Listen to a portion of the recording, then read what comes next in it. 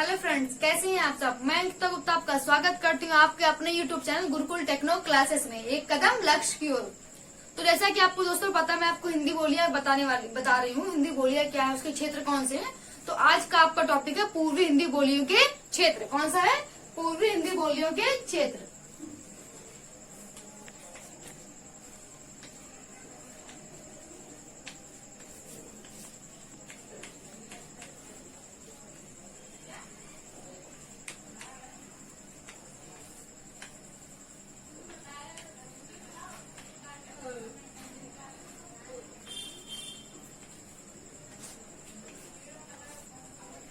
आज का टॉपिक है आपका पूर्वी हिंदी बोलियों के क्षेत्र। इसमें जो आपकी पहली बोली आती है, कौन सी आती है? अवधी बोली। कौन सी आती है आपकी? अवधी बोली।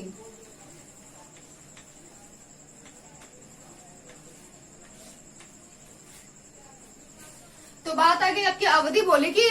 तो ये हमारा पहला टॉपिक तो ये हो गया कि हमारी अवधी बोली कौन कौन से क्षेत्रों में बोली जाती है, कहाँ इसका प्रयोग किया जाता है। तो जब का हो गया अयोध्या, हो गया रायबरेली, लखनऊ हो गया, उन्नाव है, बाराबंकी है, अन्य क्षेत्र जहाँ पे हमारा क्या यूज किया जाता है, अवधी बोली का प्रयोग किया जाता है। तो आप नोट करते जाइए। लखनऊ, उन्नाव, बाराबंकी, लिखते आइए। लखनऊ, बाराबंकी, उन्नाव, अयोध्या, छत्तीसगढ़, सुल्तानपुर, फतेहपुर,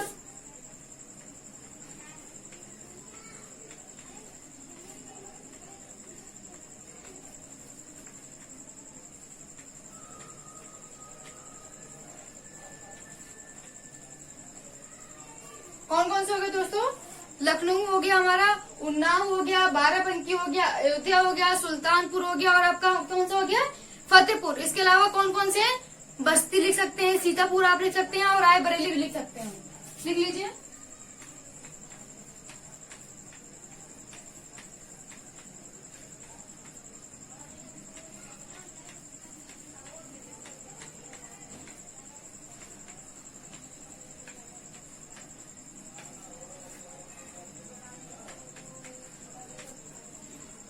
हमारी अवधी बोली का प्रयोग करने वाले जो हमने आपको क्षेत्र लिखवाए हैं, ये मुख्य क्षेत्र है जहाँ पे अधिकतर इस भाषा का प्रयोग किया जाता है। ऐसा नहीं है, इसके अलावा भी अन्य कई क्षेत्र हैं, लेकिन मुख्यतः इन क्षेत्रों पे इस भाषा का प्रयोग, इस बोली का प्रयोग पाया जाता है। कहाँ पाया जाता है? लखनऊ हो गया, उन्नाव है आपका, बाराबंकी हो गया, रायबरेली, फतेहपुर और आपका बस्ती, इन सब क्षेत्रों में हमारा किसका प्रयोग पाया जाता है? अवधी बोली का। तो बात कर लेते हैं प्रसिद्ध कवि कौन से हो गए यहाँ पे, जो आपकी अवधी बोली का प्रयोग करने वाले प्रसिद्ध कवि।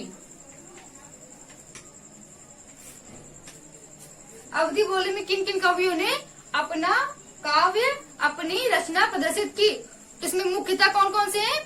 तुलसीदास, मुकुटदाऊद और कुतुबुक। तुलसीदास,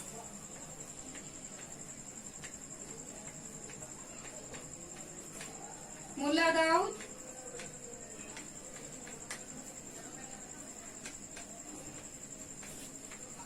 और अगले हैं आपके कुतुबुक।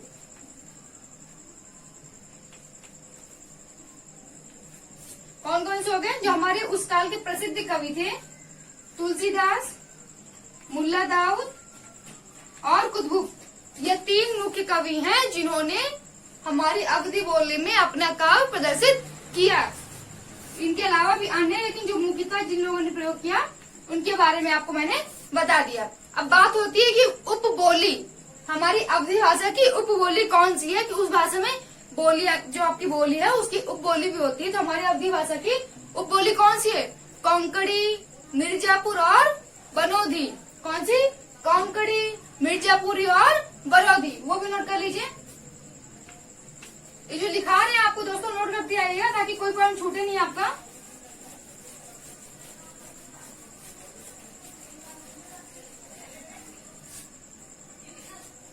अगला पॉइंट डाल के लिखिएगा उपबोलियां।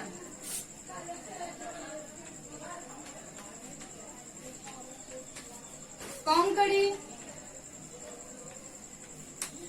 मिर्जापुरी,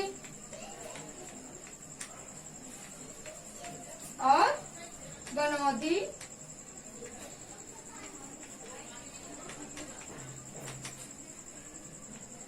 कौन कौन सी देख लीजिए, कोंकणी है आपकी, मिर्जापुरी है और बनौधी। यह तीन आपके उपबोलियां हैं किसकी, हमारी अवधी बोली की। हमारी अवधी बोली की उपबोलियां कौन कौन सी हो गई, कोंकणी है, मिर्जापुरी है और बनौधी है। अब बात कर लेते हैं उपनाम की, उपनाम या फिर अन्य नाम की, जो हमारी अवधी भाषा किस अन्य नाम से भी जानी जाती है। किस नाम से जानती है, कौशली और वैश्वानी। किसके नाम से, कौशली और दूसरा है वैश्वानी, लिख लीजिए।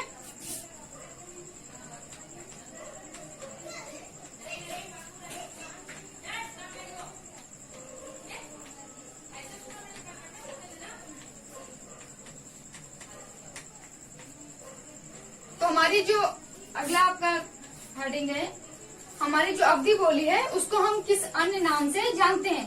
तो पहला को टॉपिक, पहली लाइन आपकी होगी कौशली और दूसरा है वैश्वानी। ये दो नाम है जिनके नाम से हम अपनी अवधी भाषा को पुकारते हैं या फिर जानते हैं। तो कौन कौन से हो गया, अवधी भाषा को किन किन क्षेत्रों में पुकारा जाता है वो आपको बताया मैंने।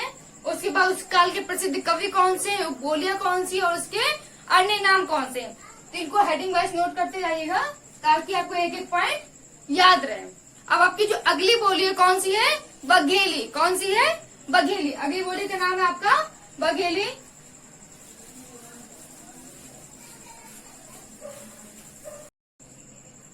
तो आपकी जो अगली आपकी जो बोली है कौन सी है, बघेली बोली। कौन सी है, बघेली।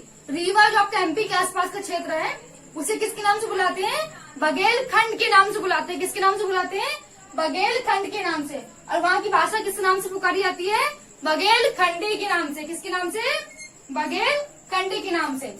जो रीवा हमारा एमपी के पास पड़ता है, रीवा एमपी के आसपास का क्षेत्र क्या कहलाता है, बघेलखंड कहलाता है।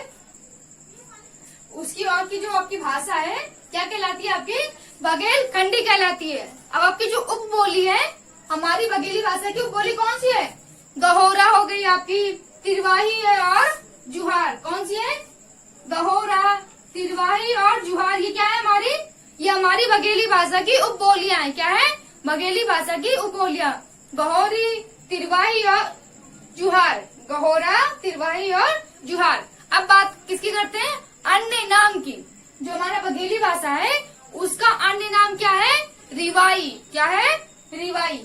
जो हमारा बघेली भाषा है उसका अन्य नाम किस नाम से पुकारते हैं, रिवाई के नाम से जानते हैं। अब बात कर लेते हैं प्रमुख क्षेत्र की, जिन क्षेत्रों पे हमारी बघेली भाषा का प्रयोग किया जाता है। कौन कौन से, सतना, राउडोल, रीवा और नागौल। कौन कौन से ये प्रमुख क्षेत्र कहलाते हैं आपके, रीवा, नागौल, सतना और राउडोल। इसके अलावा भी अन्य क्षेत्र हैं। हमारे जो प्रमुखता जहाँ यूज किए जाते हैं, राउडोल, सतना, रीवा और नागौल। तो बात क्या हो गई, बघेली भाषा आपकी रीवा की एमपी का आसपास का क्षेत्र बघेलखंड कहलाता है और वहाँ की भाषा बघेलखंडी हो गई। उसकी बोली बता दी मैंने आपको। आपके अन्य नाम हो गया प्रमुख क्षेत्र क्या। इसकी एक विशेषता ये है कि वहाँ का जो लोक साहित्य है, जो लोक साहित्य में कुछ बोलियों को मेन कुछ बोलते हैं, मेन बोलियों का प्रयोग किया जाता है, उसमें हमारी बघेली भाषा, बघेली बोली शामिल है, जिसमें हमारा लोक साहित्य दिया गया है। किसमें, लोक साहित्य जो कुछ चुनिंदा हमारी बोलियों में दिया गया है उसमें हमारी बघेली भाषा शामिल है। कौन सी है, बघेली भाषा।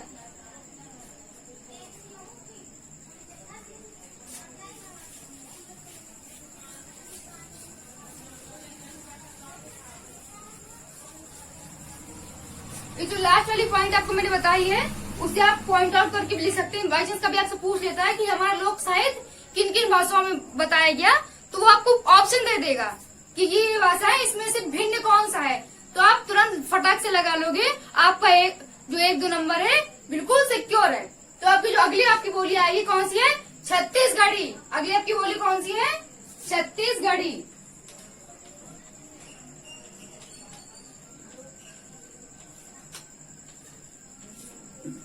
हमारी अगली बोली कौन सी है, छत्तीसगढ़ी बोली। और ये किससे विकसित हुई है, हमारे अर्धमागधी अपभ्रंश से। किससे विकसित हुई है, अर्धमागधी अपभ्रंश से। लिख लीजिए,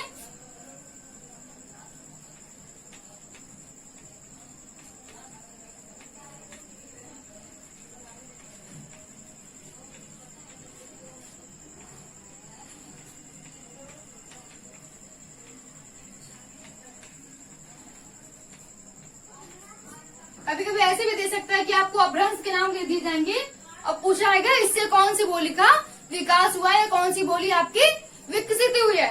तो हमारी छत्तीसगढ़ी भाषा कैसे विकसित हुई है, हमारे अर्धमागधी अपभ्रंश से विकसित है। अब बात कर लेते हैं आपके प्रमुख क्षेत्र की जहाँ पे इस भाषा का प्रयोग किया जाता है।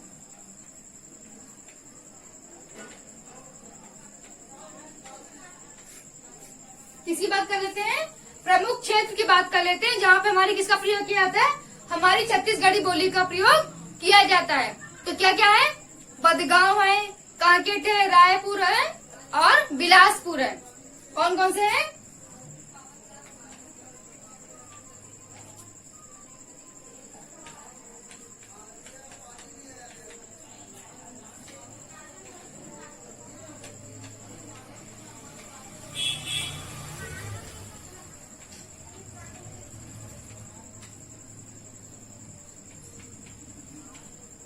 इसके अलावा भी अन्य क्षेत्र हैं। जो प्रमुख क्षेत्र आपके कौन कौन से हो गए, आपका पहला कौन सा है, रायगढ़, दूसरा बदगांव, तीसरा आपका कांकेट और चौथा बिलासपुर। जी आप हमारे प्रमुख क्षेत्रों में जिनको गिना जाता है जहाँ पर छत्तीसगढ़ी आपकी बोली का प्रयोग करते हैं। अब बात कर लेते हैं किसकी, हमारी उपबोली की।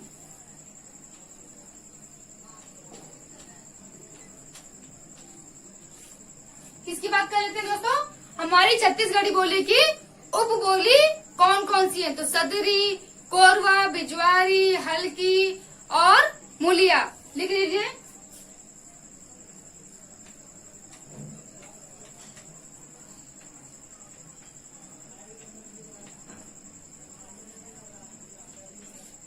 कौन कौन सी है, हल्की, मुलिया, कगला, बिजवारी।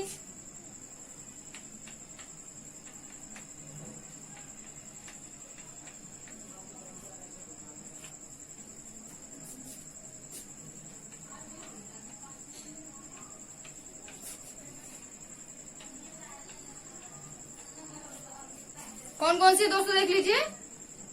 पहली है आपकी हल्की, दूसरी मुलिया, कगला, बिजवारी, सदरी और कोरवा और अन्य। जो हमारी उपबोली, जो मुख्यतः बोली आपकी चुनी गई है, जो मुख्य रूप से जानी जाती है, कौन कौन सी है, हल्की, मुलिया, बिजवारी, सदरा और कोरवा। अब बात कर लेते हैं लोक साहित्य की। जैसे हमारी पिछली आपकी बोली जो थी, आपकी बघेली बोली थी, जिसका प्रयोग लोक साहित्य में किया गया था, वैसे ही छत्तीसगढ़ी भी उन्हीं कुछ चुनिंदा बोलियों में से है जिसमें हमारा लोक साहित्य पाया जाता है। लोक साहित्य की रचना की गई किसमें, छत्तीसगढ़ी में। तो बघेली और छत्तीसगढ़ी आपके अभी दो बोलियां हो गई, आपके अभी मैं पढ़ाए हुए हैं, जिनका प्रयोग लोक साहित्य में किया गया है। तो आज किसकी बात हो गई, आपकी पूर्वी हिंदी क्षेत्र की बोलियों के क्षेत्र। और आपकी जो अगली क्लास होगी उसमें आपको राजस्थानी हिंदी बोलियों के क्षेत्रों के बारे में पूरी विस्तृत जानकारी देंगे। तो आज की क्लास में आपको कुछ भी नहीं समझ में आया है तो प्लीज कमेंट सेक्शन में कमेंट कीजिए, चैनल को लाइक कीजिए, सब्सक्राइब करना बिल्कुल मत कीजिए और प्लीज शेयर कीजिए क्लास को, ताकि क्लास आपके सभी फ्रेंड्स तक पहुंचे। ठीक है, आपको जो भी नहीं समझ में आ रहा है प्लीज आप कमेंट करते जाइए। आज के लिए आपकी क्लास यही खत्म होती है। ओके।